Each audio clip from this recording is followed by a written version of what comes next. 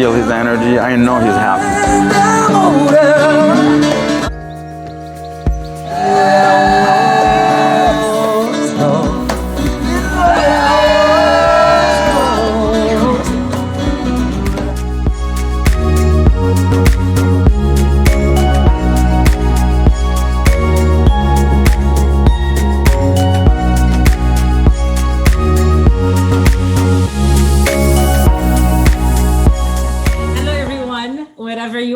Around the globe. Welcome to Unheard Stories.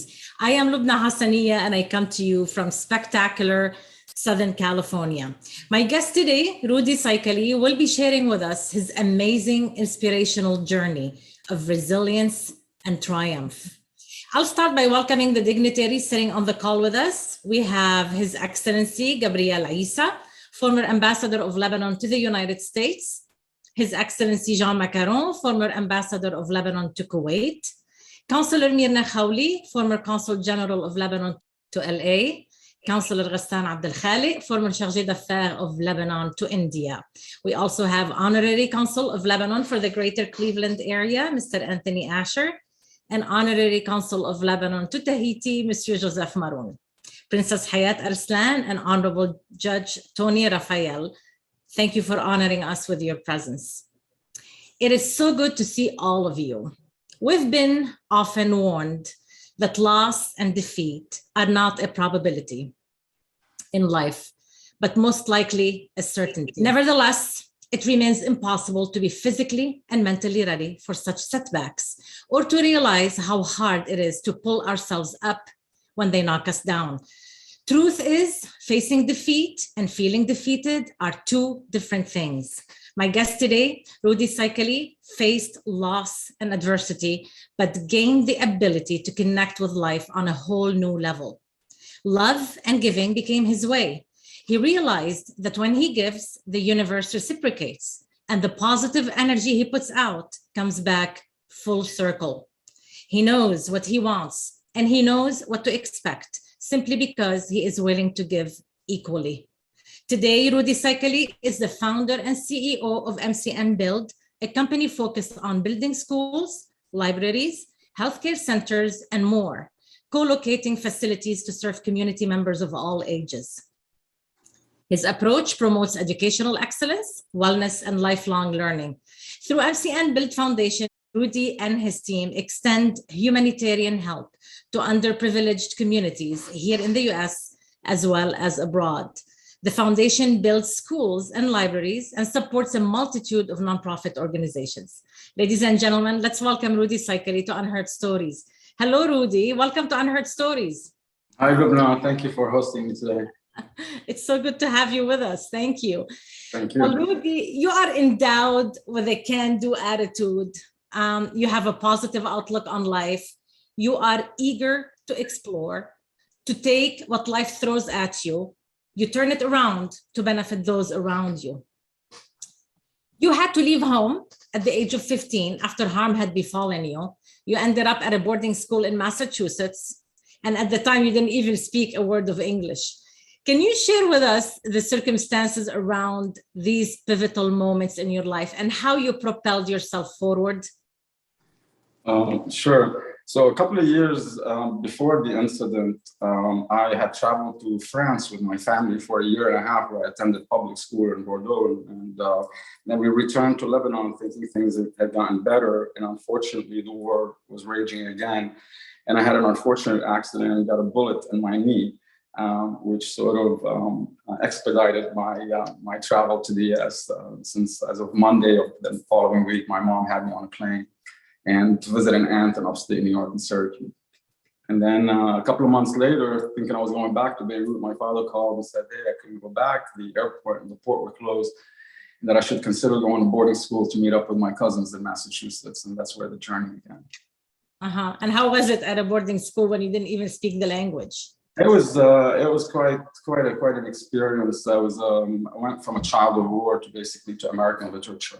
And Edgar Allan Poe and Hawthorne and Robert Frost. Our school was an elite school, so they had arts and crafts. We had a computer system back then in the late 70s. So it was quite a journey of transformation. And this is why I truly believe that social justice begins with education. And that education was transformative for me. Yeah, I'm sure it was. Now, at the age of 22, Rudy, you found yourself at Christopher Street Station in New York, working at a subway station. Can you tell us how you ended up there and share with us what happened on your first day on the job? Yes, so this was actually, I just finished college. I was still taking some graduate courses, and a recruiter called the house. I was living in New Jersey at the time, and my mom picked up the phone. And he asked her if I had found a job, and she said no. And he asked her if I could start on Monday, and she volunteered me for this. So when I got home, she told me, "Hey, someone called. You have a job. You begin on Monday." And when I arrived to the location, I found the sign for the Port Authority of New York and New Jersey, and that's the organization that runs all the airports and highways and ports in the New York, New Jersey area.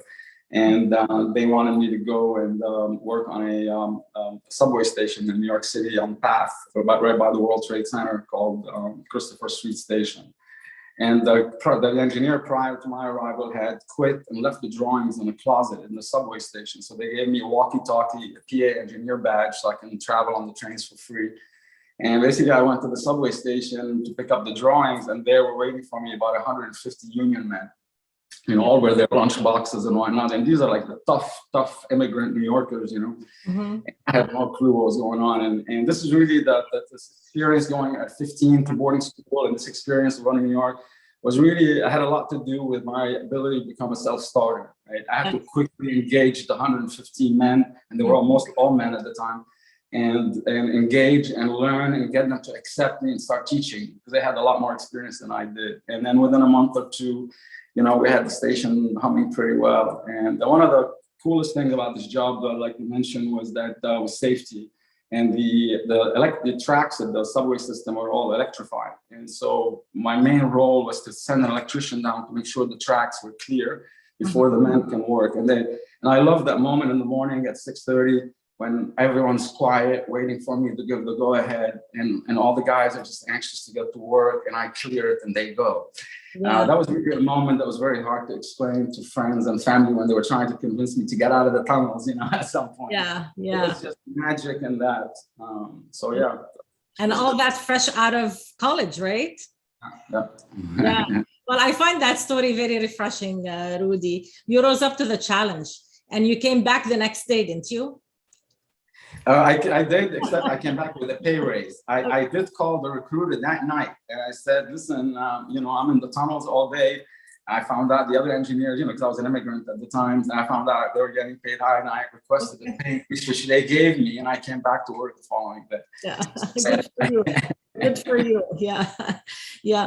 Well, Rudy, it didn't take you long after that in your career to realize that you can really step up and partner up with business owners and base that partnership on your own creative ideas.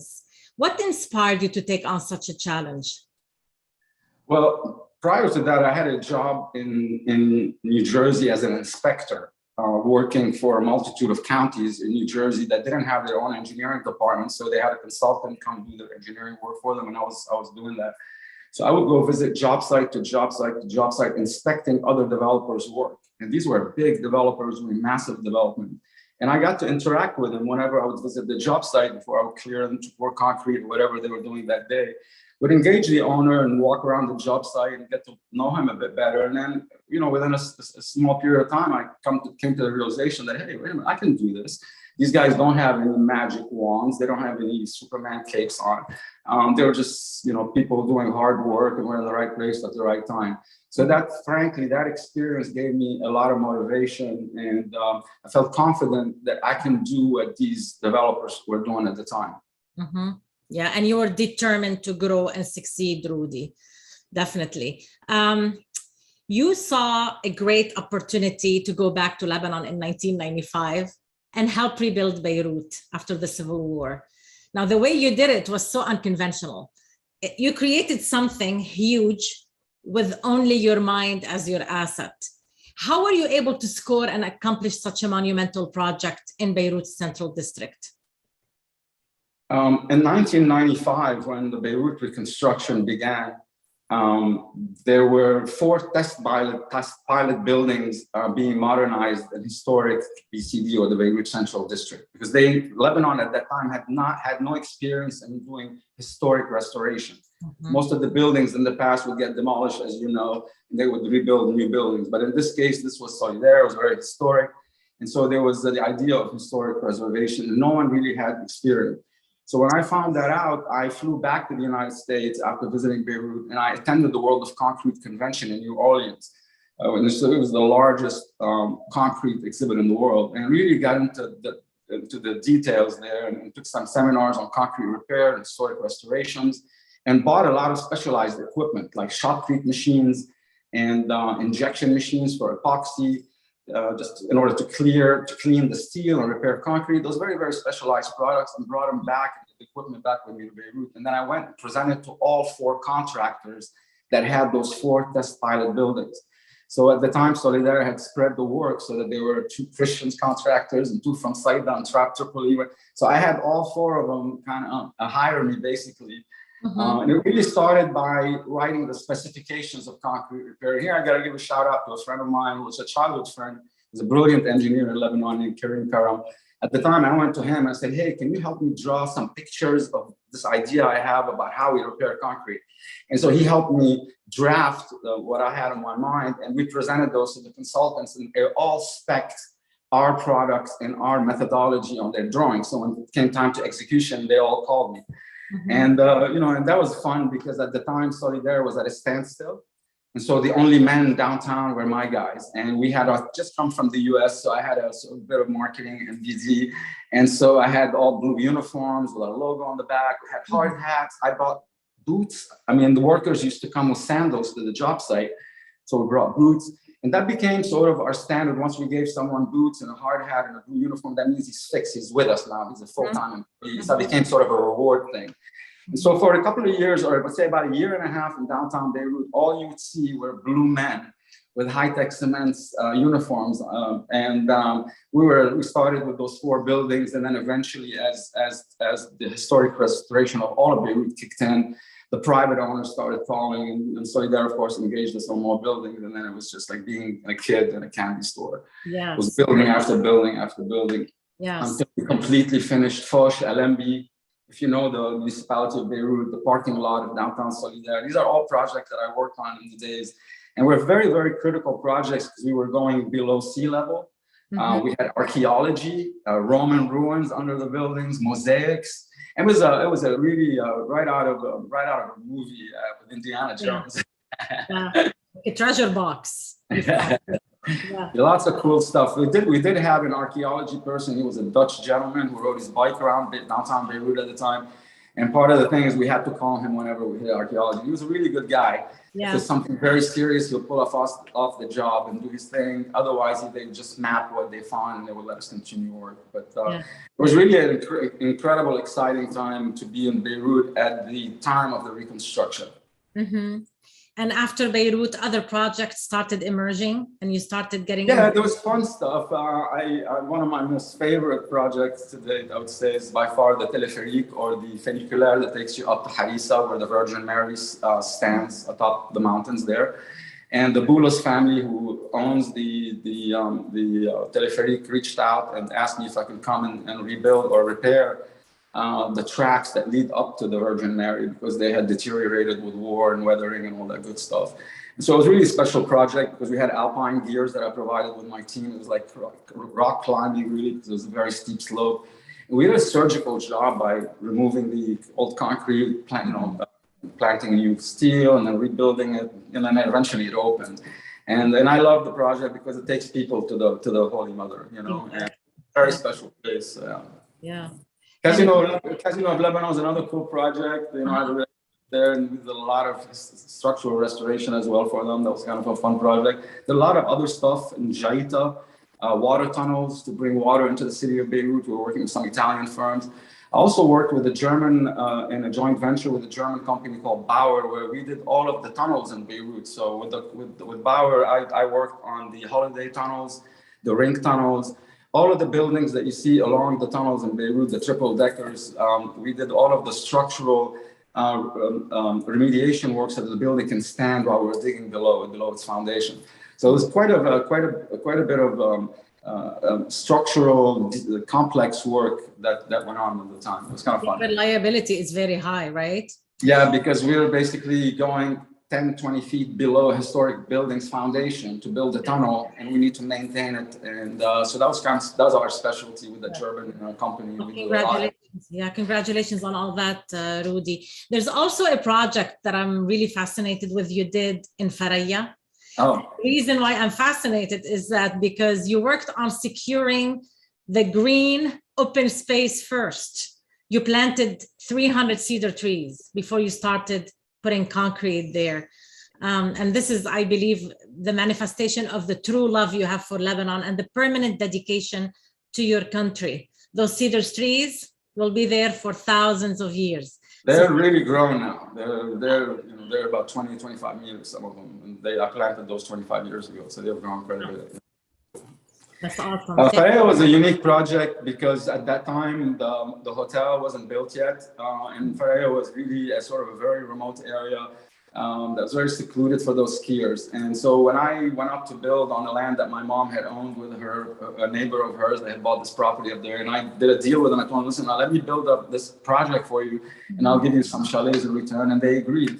And so I went there for very little, just borrowed a little bit of money from my dad at the time. And then I started pouring the foundation. And then people came and said, what is this? I said, I'm building a project. And then someone bought from me right there. And I took that contract and had more money to do more. And then I built sort of organically the project. But I had been trained in the US and, landscaping and green is a huge component to what we do. So just like I do in almost of our developments, the landscaping really came first. How we're going to green the space. And so if you go up to Faraya right now and you look up on the mountain, the greenest spot is us. Mm-hmm. So it's, it's kind of awesome. And, you stayed in Lebanon for 5.5 years to do all that, right? Yeah, the historic restoration of Beirut and some of the other works was from 95 until the year 2000, 5.5 years. Yes. And after that trip to Lebanon, Rudy, you came back to the US and you started all over with a clean slate. You're currently co-founder and CEO of MCN Build, which is more than just a construction company. You are headquartered in DC and you employ hundreds of people.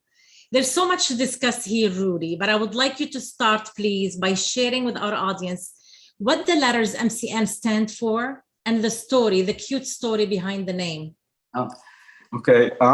So when I returned after the reconstruction of Beirut, I came back to the US and was building homes again on some properties that the family owned. And so it was really a setback for my professional career. At the time, I went from building city to building homes and dealing, with that. And while it helped me keep the lights on, it wasn't really what I wanted to do. And one day a lady came into my office and requested to meet with me in order to restore a house that she owned in Beirut and downtown DC. And I told our office manager to let her know that, I mostly worked in Maryland at the time. But she had taken a taxi to come see me. So I came out to talk to her and I offered to take her to her house and give her free advice because she had taken a taxi to come see me and I felt bad for her. She was an older lady. So once I got to her home, I looked outside and I felt like I was back in Beirut in 95. I mean, her neighborhood looked exactly like downtown Beirut, but rather than damage from war, it was damage from drugs. And it was just a messed up area, but had grown trees, wide sidewalks, beautiful historic buildings. It looked exactly like Beirut, but damaged in a different way. And I had this vision that I could restore this whole area and build a jazz district. And I needed to come up with a name. And the lady's name was Mrs. Clasp. And this was her neighborhood. So I decided to call it Mrs. Clasp's Neighborhood, MCN. And the name stuck. At the time, still a development company doing urban development. Eventually, MCN became MCN Construction and rebranded as MCN Build. And now the rest is history. But it really started with this angel lady who came and took me to her neighborhood, and I ended up acquiring a bunch of properties there, and that really was the project, the catalyst to get me to where I am today. So I owe her a debt of gratitude, and I have a picture of her and the story blurb at the bottom of her picture in every office we have in various jurisdictions, and we have on different floors. That we always remind ourselves where we started. Yes. That's the story of Mrs. Class neighborhood. Yeah. Yeah, thank you for sharing it, Rudy. What is the main purpose of MCN today? I know it's a purpose-driven company. What's your purpose? So our purpose is to build great educational spaces, state-of-the-art educational spaces, and we do it really well. And we've been doing it now for almost 15 years. It's really started with someone challenging us. It was really via philanthropy that we met this person. We had provided some support to a school that was being built by somebody else, and that drove my partners crazy. But we still supported her, and then eventually I reached out to her around Christmas time. She connected me with someone who needed to build a school in 40 days. And it was a big challenge to build a 70,000 square foot, that's 7,000 square meters roughly of school in 50 days. But we have some amazing partners, Joseph Hudi and Bassem Bassani, and they went to work, and we finished it a day ahead of schedule and won the multitude of awards in Virginia and DC by the AIA for excellence in construction and design. And it was really a rave of the city, and then all of the public officials came out to take a look. They're like, these three crazy Lebanese guys just built a school in 40 days.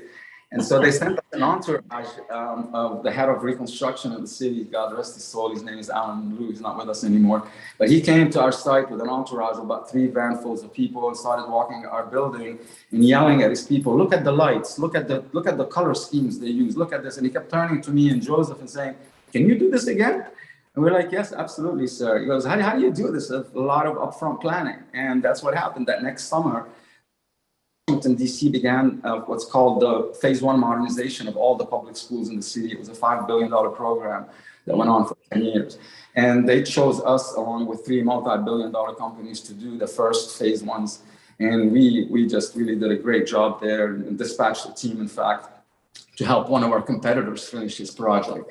And that's when the city really recognized us for our work. And it was in the public records because, all of our projects have to be approved by city council. And so in the next city council submission, it was written in the documents that MCN Build had dispatched a team and helped the competitor wrap up, and the kids were all able to attend school on time.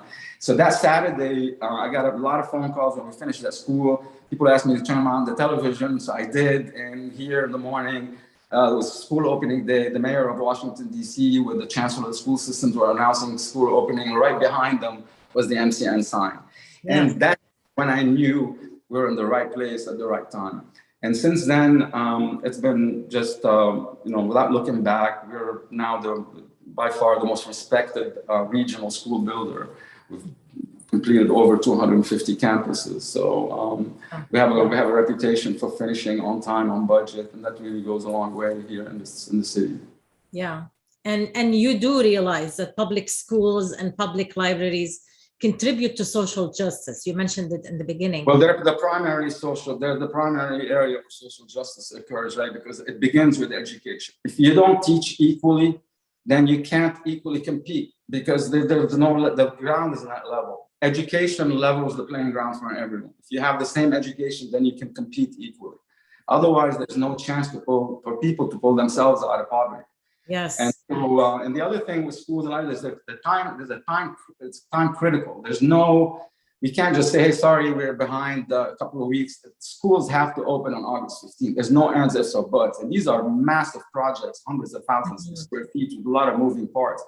And so it took a really special skill set and a lot of heart from our team to be able to consistently deliver year after year after year to the point where now it's like if there's a really complex, high-visibility job, it's usually sent to us. Mm-hmm. Well, to put a number to it, what you just mentioned, that it helps move people up, which is called social mobility. And it's been shown that social mobility, which is when the children of low-income earners end up on top, is at a good 20% if they have equal opportunity, and schools are directly linked to that opportunity. So thank you for contributing to that, Rudy. But even there's another problem we found in the city, that while we were educating the kids, the parents we had adult problems with education as well. So when the child was going home at night, there was no one to teach them. And when a parent is illiterate, usually they get very aggressive because they don't want to tell the child they don't know how to read. So we had issues dealing with that. And eventually we started opening the schools at night and offered adult education so that we were able to teach the parents how to manage their kids. So it was a whole family type of effort, really. That's good. That's excellent. you built something called a community campus that is a first of its kind. Can you explain to us what a community campus is when you co-locate buildings, and what does it serve? Are you talking about like the U.S. Virgin Islands here, or? I'm talking about when you built community centers next to the high school, next to the adult education center, to bring the whole community together. So schools in Washington aren't just places of education, right? At the end of the day, they serve the community. Basketball courts, they have football fields, they have gyms, they have all sorts of different facilities, and they serve also for adult education. So it's not like the building closes at 3 p.m. So when we started designing schools, and we brought a different kind of quality of design. Besides just the material selection, the colors and all that good stuff, we also designed a different kind of school. It was less sitting in a classroom and watching the teacher, and more collaborative spaces, more areas where you go solve problems with other kids rather than sit and listen all day and memorize things. So we introduced a different way of teaching as well. We have the District of Columbia Public School System has some incredible people working for it, great educators. So they were very involved in the designs and how we can design a building to really provide the best teaching possible. And I'm talking here about acoustics. So we would have surround sound system in the classroom so the kid in the back can hear the teacher. Smart board, we introduced the first smart board in Washington, D.C. on one of our schools called Seton. I remember that when we brought that board. I remember the deputy mayor for education came. We had these 2 little chairs for the kids, and we sat down. We turned it on. That was the first time we introduced a smart board. Then, now that's all throughout. So the lighting that we use, it's very conducive. We learned that natural light is very conducive to learning, and so we started introducing more natural sun harvesting, more fresh air into the classrooms, because also that fresh air keeps you awake. So there was lots of different things that we introduced besides just the construction, the bolts and the drywall. Mm-hmm. And the designs are magical. I mean, I recommend everyone would get on your website and take a look. We were really blessed. Washington, D.C. and the region and the United States in general. We've worked with some international architects as well, but we have some of the best architects in the world here. And fortunately, we had a budget also to work with. So we weren't had a decent, the city really cared for their kids here. They wanted to spend money on the school. So we were doing a lot of quality work. And so we went all out. We hired some of the best architects in the world and told them to do their thing. And so what happened was, it wasn't one kind of design that you see. So every school looked different because it brought a different element of design and colors, and depending on the talents of the folks involved. So all of our schools throughout the city they don't look at all the same. Each one is unique, has an architectural feature of its own, and just incredible inside and out, really. Yeah, all that work takes energy, and you have it, Rudy. I gotta give credit to my team, really. I'm mostly giving them love, but really I have an amazing team doing all this work. So I'm sure you do. Yeah. Well, there is a project, the Green Street Academy, which is a public high school, I believe. What makes it such an important project in your portfolio, Rudy? Yeah, so LEED certification is a big deal for us. And LEED, for those who are not in the construction world, is really a certification that we get from a third party as to how sustainable our project is, not in terms of the finished product, but how we actually built it. What type of light bulbs we use, what type of recycled material, where do we throw our trash, and we're scored basically on a scale. And we either, silver, gold, platinum, and now we go to net zero, which we'll talk about in a second. So at the time we built Green Street Academy in Baltimore, it was the second largest LEED Platinum certified building in the world. Wow. And it was really a cool thing because we were a young company at the time. And when we got the stat, because it was a huge project, it was 300,000 square feet, I believe. And we had converted it to a Green Street Academy, which is a public charter school that stresses that talks more about green. And that was a special project just because at the time we were a small firm, and yet we landed the second largest LEED Platinum certified building in the world. That's kind of cool. Mm-hmm. And you have, I think, 2 of those that got we have four LEED Platinum buildings. Actually, my marketing department made sure they sent me these numbers. Yeah, let us know which ones they are. So we have 53 LEED certifications, included 2 green, 7 silver, 36 gold, 4 platinum, and 4 net zero buildings, which is the latest thing in the world now. And net zero really means that we produce more energy than we consume on our projects. So the school, as it's functioning during the day, we extract its heat, and to cool it and heat it, we extract energy from the earth. We use geothermal energy. We plant these rods deep into the ground, and we basically we capture the temperature and recycle it and cool and heat the building. And with solar panels and some of the other sustainability measures we put in place, basically we produce more energy than we consume, and we give power back to the grid. So the school can, in this case, it's a public school, so they're not going to get money back, but had it been a private facility, it would have probably collected some money back from the utilities. Yeah. And Mayor Muriel Bowser has an initiative, I think the Sustainable DC initiative, to make the district the healthiest, greenest, most livable city for all district residents. Well, we already are. DC is by far the greenest. All of our buildings have to be LEED certified, I think 10 years ago. So before people were talking about green and sustainability, DC was in the works. I mean, we have one of the cleanest cities in the world here. We have a clean city office.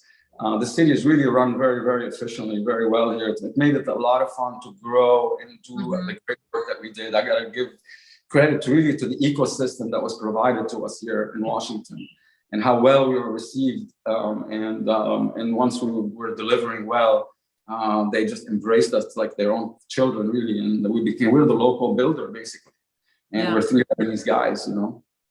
Like everything else, Rudy, it's a collective effort, for sure. Rudy, you've received the Business Leader of the Year award in 2020 from the DC Chamber of Commerce. First of all, congratulations. Thank you. That's kind of cool. What does it take and what does it mean to be recognized like that, Rudy? You know, the honest truth is I did not expect it at all, and I was not in contention for it, and I really didn't even think about it. I was at a yoga retreat in Costa Rica when I got the call, actually Dominican Republic, sorry. And I got an email, it's like 7 o'clock at night, during dinner, say, hey, you've just been selected as Business Leader of the Year. And I was with my yoga folks, and I didn't know what to say. So I turned to my yoga teacher and I showed him the message, you know. And so it was really, I think its source was really just consistently delivering day in and day out and connecting to the community on a big scale. So it wasn't like we just came and built here in Washington, right? We came and connected to the community. We do a massive amount of philanthropy around the city. We run a lot of basketball camps. I mean, we all sorts of different programs. So the city doesn't see us as just a contractor coming to make money and leaving. They really see us as a community member who just happened to be a great builder. And that's really been our strength here. Yeah. Your success today, Rudy, and that of your organization, of course, are a reflection of a positive workplace culture you create around the office, which ultimately affects the productivity level around you. How do you establish such a culture? Well, I mean, I don't know. We were selected as best places to work in 2015, and then we were again selected in 2021 as one of the best places to work in the Washington region. So we really made a concerted effort to create a great culture. And it really starts with leadership, right? If you preach integrity and loyalty all day long and you go do things that are not in integrity, then people are going to catch up and you will lose credibility very quickly. First and foremost, you got to lead by example, right? And so starting with the positive, you start with just a big smile when you come into the office. Really, it's as simple as that. Just because everyone is watching and how you interact and how you hold yourself. So it starts with just coming in with a big smile, no matter how you're feeling inside, right? Yeah. And then from there is just this feeling of, like in the old days in the 70s, people used to hire on MBAs and PhDs because physical intelligence was very important. They thought, oh, the MBA is going to save us and that kind of thing. And quickly people came to realize that they're not really very good leaders. They're great managers, but they don't lead very well. And then people realized very quickly there was emotional intelligence that was more important.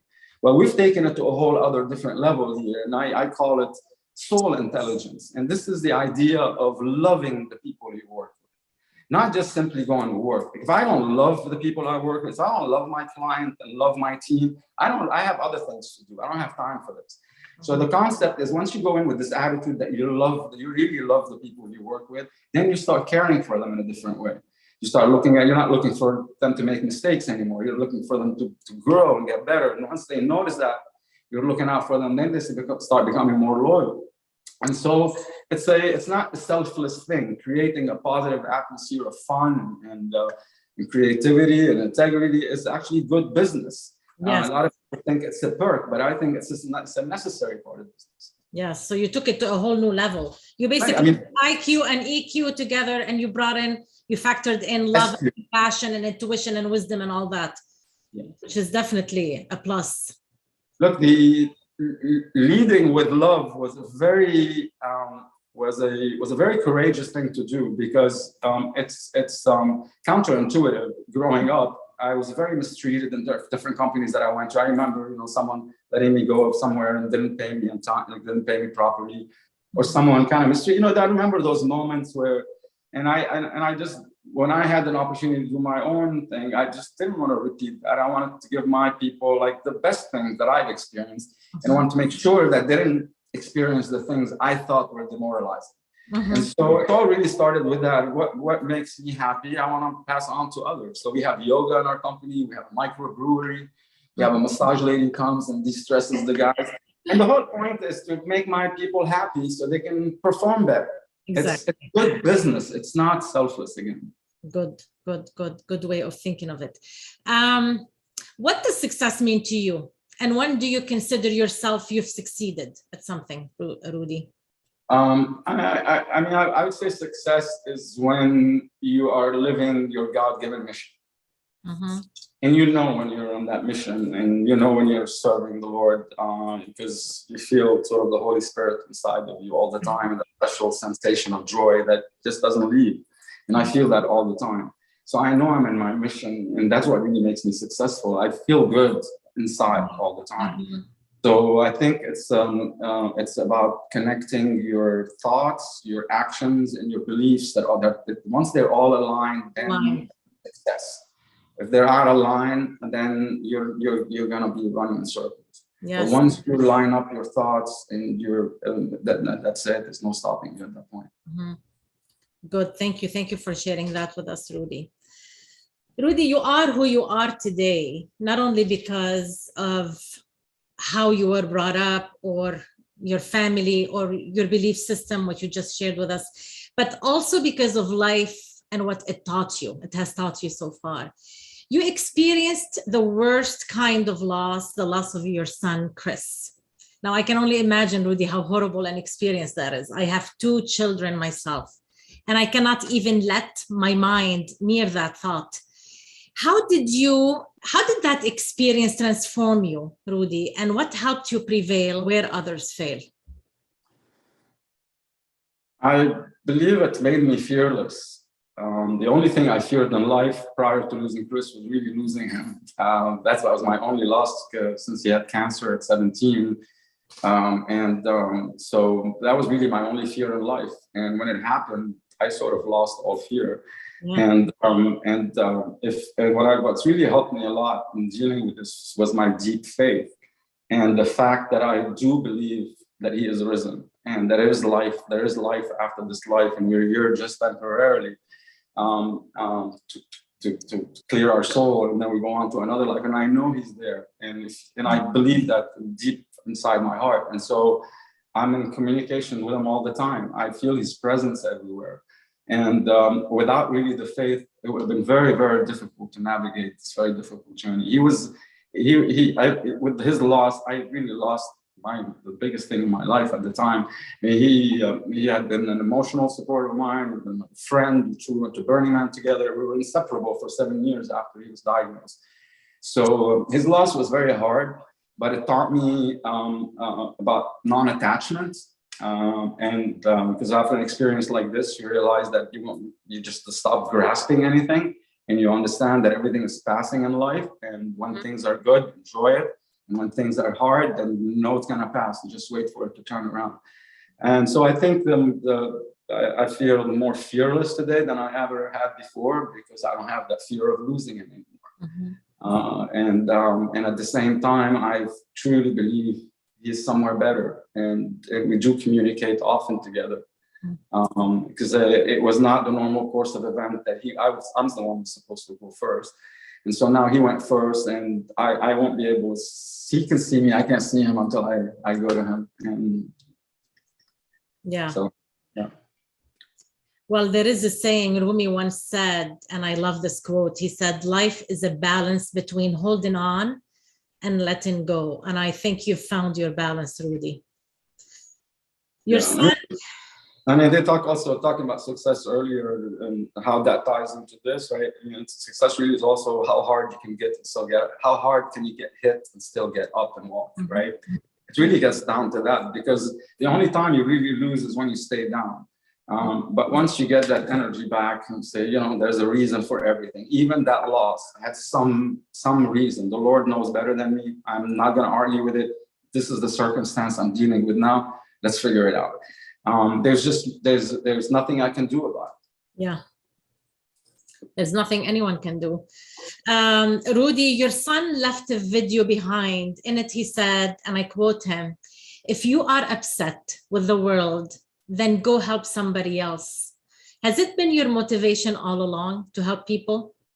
I've always had a gifting culture that I've picked from my mom. She was always, when we were growing up, she was always gifting her family and people. And so I kind of picked that up on her. My father was extremely generous as well. And so, but never like the way I am now. And there's no doubt that Chris's, the experience that Chris's loss had a lot to do with the exponential growth of that spirit. Because there was a nun when I was doing a major endeavor in Lebanon once, and she stood up on a chair and was addressing a big crowd that was coming to pick up food and whatnot. And she described it as, the Father is here with us today, and he chose to express his grief by giving. And this is why he's with us today. Had he not done that, he would not be here today. And so I found that really giving and the message that Chris left me was really what made me move forward. Without this giving, there's really not, or helping others right now, I'm stuck. Yeah. And whenever I'm feeling anxious or a little upset about something, I honestly seek someone to help. Like I don't know, I have so many people I know around the world that I look for someone to help, and then suddenly I feel better. Yeah. And it really does work. It's magical. I think giving triggers something in the mind that's the same as receiving. It really does feel like someone gave you a gift when you're giving it away. Yeah. Yeah. Well, thank you for doing that, Rudy. You've established the MCN Build Foundation as an extension of your organization to have a way to help the underprivileged.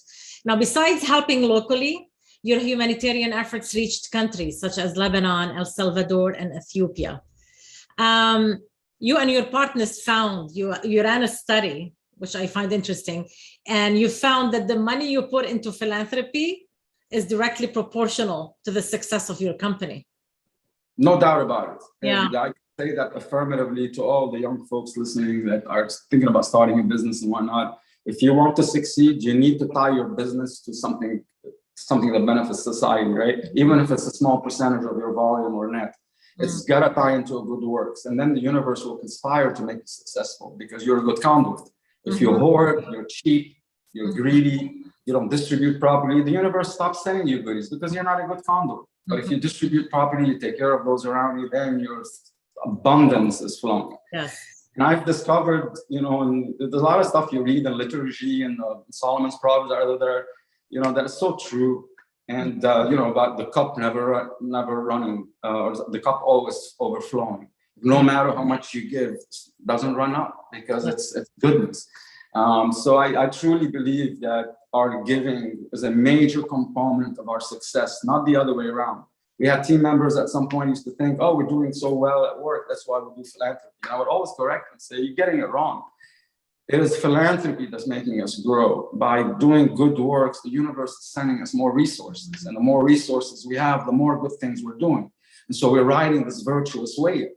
We do good, we got more. We do more, and it keeps growing and growing. And we went from helping folks to helping on a community scale in villages now, right? So we don't, I still do a lot of work on an individual level, but the bulk of our philanthropy now is on a village scale, where we go in and see how we lift the community, not an individual, because it's all tied together. Mm-hmm. And you support a network of 50 to 80 nonprofit organizations. How do you pick these organizations? How do you line them up? Yeah, so we're very education focused, and because that's our primary purpose. And so we feel that that's where we want to really invest our philanthropic dollars. So we pick mostly education, schools, churches, various NGOs doing good work around the city, poverty alleviation. But our biggest thing really has been building the libraries. So we started building gifting these digital libraries a few years back. That's became our signature now, where we go to very remote areas around the world where they're very disadvantaged. It's not like they don't have enough books; they don't have any books. Yeah. And basically, we land on a parachute with a digital library that we built, a state-of-the-art facility in the middle of nowhere. And that's been a huge catalyst. I mean, I get letters from 10, 11 years ago now from people who attended those schools and libraries and to tell me how they progressed in life and how they succeeded because they had an opportunity to go read. So these libraries have been really incredible, brought us a lot of karma and brought us a lot of connections on a global scale, right? Because in every city we go to build, we're connecting with the mayors and the folks in charge of the government because we need to design MOUs. So it was a nice also way to network on an international scale. And libraries are civic institutions that are really indispensable to a community. Yeah, I mean, let's talking about community. This is true community. Exactly. Yeah, and I mean, if you look throughout history, you find that they are the location where democracy has fostered, right? And they become indispensable and very important to the development of a community. I mean, in some places, the government would not provide the Wi-Fi because they didn't want their people to learn. And so we would send our own team and bring Wi-Fi from the airport. It could be like 4 or 5 miles away. Yeah. You're like, we're not gonna let them win this thing. And so we'll find ways around it usually, but you'll be surprised how some of the foreign governments push against their own people push against the education of their own people. Yeah. They don't want them to know. Because knowledge is power, right? Yes, definitely. Rudy, you also went to Lebanon about 7 years ago, and you built a school in Baskinta. And I happen to love Baskinta simply because Mikhail Naimi was born in Baskinta. What took you there? It was just actually an email I received, I think it was back in 2013, maybe around that period, from a Lebanese group, looking to send blankets, really. It was a very cold winter in Baskinta, and it was a boarding school. It wasn't building a school, it was really providing blankets. And so it wasn't a huge amount of money. They were trying to raise money from various folks, like, hey, relax, here, just go ahead and do it. And when I went to Lebanon the following summer, I went up with my mom to visit. And we went in there and they had saved enough money to do draperies as well that matched the best. The place looked incredible. The kids came out and I really connected with them a lot. And this was really the first project that we did. It was a very simple sort of a blanket in the winter. And then when I came back and shared with my team how touched I was by seeing the little kids that kind of looked like me. I looked like their dad a little bit, And so I asked, I told them I want to do more. And then so we reached out to the same group, said, what other projects do you have? So they sent us 5 different schools. And it was really hard to pick because they had different regions in Lebanon and all were in need. So at that point, we decided, hey, why don't we do all 5 projects, but we'll do a matching fund. That way the organization continues to reach out to the community because we don't want to be alone doing this. And so the overall community, so basically we doubled their capacity. Yeah. This was almost 9 years ago. So over a 9-year period, you can only imagine the number of schools were built together. And so along with the larger Lebanese community, of course, we just again helped them with capacity. And now I think we've rebuilt and modernized a multitude of schools all over the country in all regions. Yes. Yeah. Well, thank you for that. That's remarkable work, Rudy, and focus and energy. You went back to Lebanon in 2020 after the port explosion to also help there, right? I was there during the explosion. So I was visiting, I was visiting Beirut. I was supposed to be having coffee in the port area with a friend of mine. And then, the fate made us go somewhere else. And the explosion happened while we were having coffee, literally a couple of miles away. And so basically, it was really tough watching the smoke. And so we rallied the troops here. And eventually was able to go down and really help some of the folks working on the reconstruction. We didn't do it with boots on the ground ourselves. We were mostly doing providing financial support, covering materials, cost of doors and windows and things of that nature. I think we did about 45 different residences. But wasn't really that. It was more the engaging with the young people that were doing the work and the young engineers. Some of them were economy majors, some of them were artists, but they were working in restoration in the Gymnasium area. And so when I went to see them the first day, they were all kind of, in one big room, and they knew I was coming. And they were all nervous because it was a big project. The city was really, it was devastated, as you know. And so when I walked into the room, first thing I told them, relax, we've done it before. Fixed it before. All right. Yeah, we've done it before. We'll do it again better. So they started laughing, and it's true. And so that was the kind of like the second time I go and fix stuff up there, and hopefully it'll be the last time, But it's they really messed it up. Yeah. Well, Rudy, you're a builder. You build structures. You build communities. In your opinion, what does it take to build a country? I think, building a country is unlike building projects. It's really about people, right? In our case, we build with bricks and sticks, but you don't build a country with bricks and sticks. You build it with the people. So it starts with the culture. If there's no culture and people don't love each other, there's no way it's gonna go anywhere. And you can bring the best builders in the world. There's no love, nothing's gonna happen. At the end of the day, the culture has to change, and it's got to be a new education system. We'll start teaching the kids now. Our generation, maybe. My parents, I blame for part of the problems we have now, because they were open to the way the country ran all these years. They were okay with not waiting in line and paying a bribe to get services. They were okay with this and that. And I think that kind of made the system run. If you're not okay with these things, then these things don't happen. But that's education, that's explaining. And I think it's going to have to start with the young generation right now. The kids starting school, to teach them a different way, to love their country and love their environment, their rivers and their water and air. Right? Yes. What's the point of having this great country if we can't drink the water? You can't sit outside because of this of the air. And you go up to the mountains. Every mountain and every hill is excavated to extract sand and gravel, just haphazardly. It's just that's not love. No. You want to build a country, you start with loving your country first, loving it the way it is with its nature.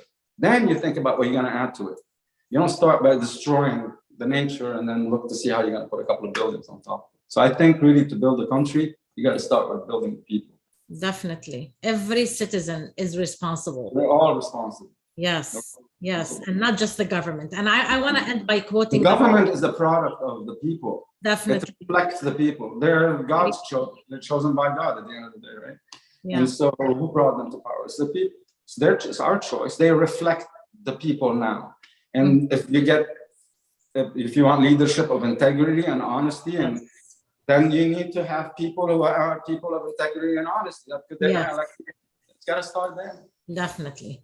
I want to quote Dr. Nsouli. He was supposed to be with us today, but couldn't make it because of a prior engagement. He said, quote, Lebanon needs to form an independent government of competencies focused on reforms and not paralyzed by political infighting in order to effectively implement the requisite corrective actions and inspire confidence internally and internationally. Thank you so much, Rudy, for answering all my questions and for being patient. And thank you, Lubna. And I appreciate that you have this show that kind of brings the diaspora together, because we don't know each other. I've learned about so many other American Lebanese on your show. Yeah. The guy who ran NASA for 25 years, I don't know he was a Lebanese guy. Yeah. And the composer from, the composer that just opera in Italy, young Lebanese kids. So it's really nice that you're kind of connecting us with each other. Yes. And maybe one day we'll all be in Lebanon, but for now, that's where we're meant to be, and we're going to do our best to be fruitful. Gibran left American Lebanese in particular with a great poem about how to be a great citizen. It's a much larger poem, but in it talks about construction. And he says, what is it to be a good citizen? And it says, it is to stand before the towers of New York and Chicago saying in my heart, I am a descendant of the people that built Beirut and Antioch and Damascus, and I'm here to build with you and with a will. And I honestly have said that poem to many people I build with here in the US. Now, hey, I'm here. I know I'm Lebanese, but I'm here to build with you, and I will. And that's what we do. We're builders.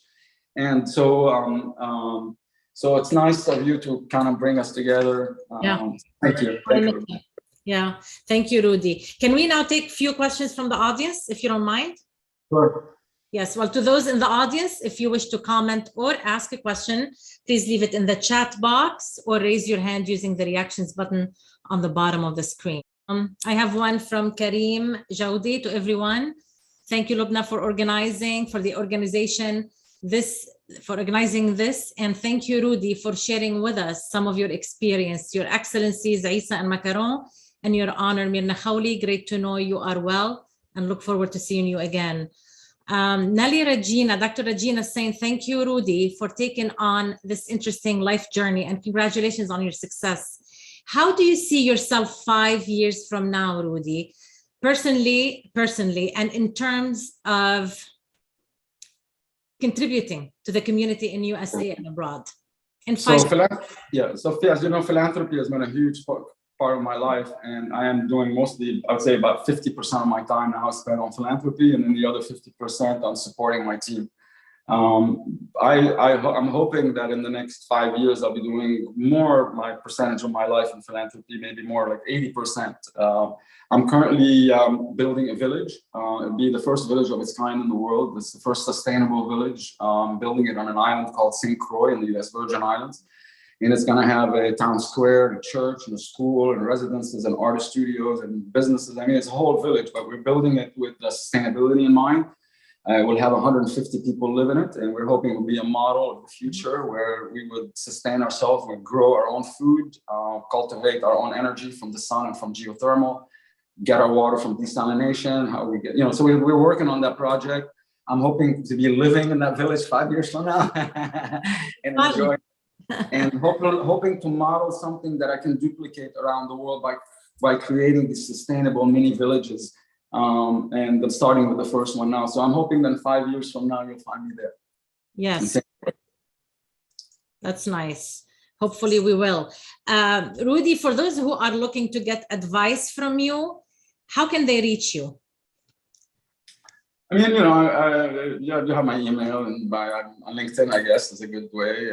I'm on social media here and there. I'm such a small community. I'm sure there's a way to connect with me, and I'll be more than happy to help if I can. Okay, we have a question from Marwan. Could you please unmute yourself? Here you go. Thanks, Mr. Rudy. We miss you back here in Lebanon. How are you? Hi, Marwan. How are you? Good. I'm fine. Thank you for this great life experience. For those of you who don't know, Marwan is the commander of special forces in Lebanon, just for those who don't know. Lebanese army officer. He's army. Okay. أهلا وسهلا فيك. Merci. Thank you. I just want to share my personal experience with Mr. Rudy. He's a guy that you can learn a lot of lessons from, but there's a particular lesson I took. I was visiting him back in Faraya. That's where I met him, and so we were just hanging in his garden, and there was his neighbor, and he built a huge wall, like a gigantic wall. And so Mr. Rudy looked at the wall and said, this wall just to forbid us from communicating with him, so we should build bridges, not walls.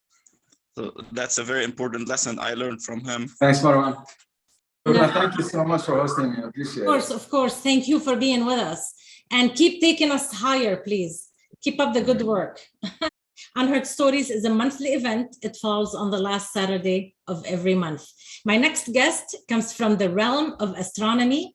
Dr. George Helou is the executive director of the Infrared Processing and Analysis Center, IPAC, which partners with NASA, the National Science Foundation, and the Jet Propulsion Laboratory, as well as a worldwide research community to advance the exploration of our universe. Dr. Helou also serves as Deputy Director of the Spitzer Science Center and a research professor at the California Institute of Technology. He will be sharing with us his exciting discoveries, how galaxies evolved, and the wealth of information emerging from the recent discoveries of the Jim Webb Telescope. To watch past events and know about our future ones, you can follow me on social media. Thank you for bringing us into your home and making us part of your Saturday. Goodbye, everyone.